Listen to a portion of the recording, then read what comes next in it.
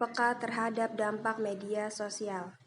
Halo semuanya, perkenalkan nama saya Lukhika dengan NIM 1123108009 dengan dosen Ibu Citra Anissa Tika Putri. Apa itu media sosial? Sosial media adalah sebuah media untuk bersosialisasi satu sama lain dan dilakukan secara online yang memungkinkan manusia untuk saling berinteraksi tanpa dibatasi ruang dan waktu. Jadi, ketika kita bermain media sosial atau menggunakan media sosial, tidak dibatasi oleh ruang dan waktu. Bisa kapan saja dan di mana saja. Dengan contoh, seperti yang pertama, ada contoh Instagram, lalu yang kedua YouTube, dan yang ketiga Story WhatsApp. Lalu apa saja manfaat menggunakan media sosial? Yang pertama, mendapatkan informasi terkini. Media sosial juga bisa dimanfaatkan sebagai sumber informasi seperti lowongan pekerjaan, berita hiburan, isu global, dan lain sebagainya. Karena banyaknya informasi yang bergulir dengan mudah di media sosial, Anda harus pandai-pandai menyaringnya agar tidak terjebak pada berita hoax. Yang kedua, menambah wawasan. Melalui media sosial, banyak ilmu yang bisa Anda dapatkan secara cuma-cuma. Banyak juga tokoh-tokoh berpengaruh yang membagi ilmunya melalui media sosial. Dari media sosial juga, Anda bisa mendapatkan tutorial untuk membuat sesuatu dan menghasilkan banyak karya.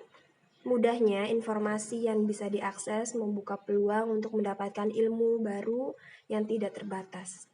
Yang ketiga, sumber cuan. Media sosial juga bisa menjadi salah satu sumber penghasilan Anda.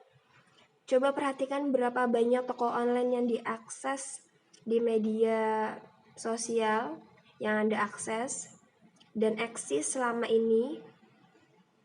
Berapa banyak juga peminat atau pengguna yang membeli di toko-toko tersebut.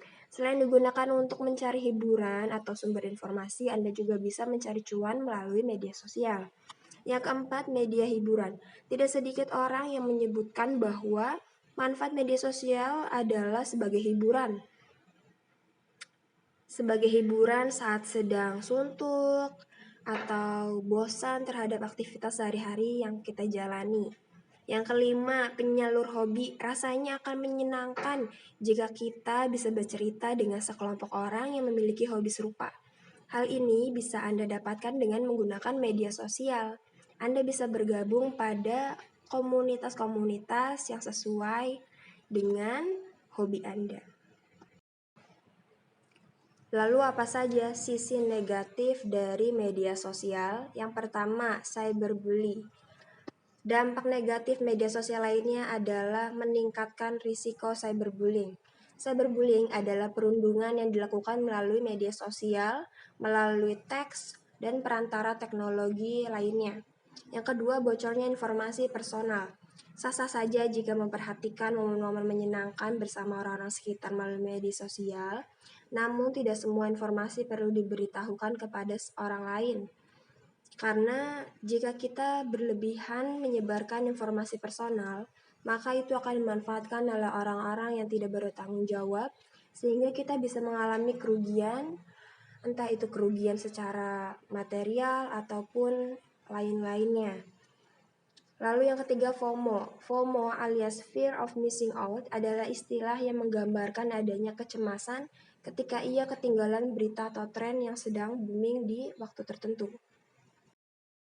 Yang keempat, depresi dan kecemasan. Menggunakan media sosial terlalu sering hingga mengabaikan kehidupan sosial maupun interaksi dengan orang lain dapat meningkatkan resiko gangguan mental seperti depresi dan kecemasan.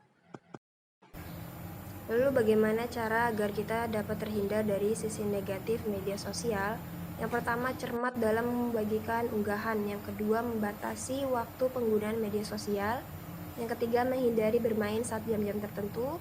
Yang keempat, mematikan notifikasi. Lalu yang kelima, menghabiskan waktu bersama orang-orang terdekat.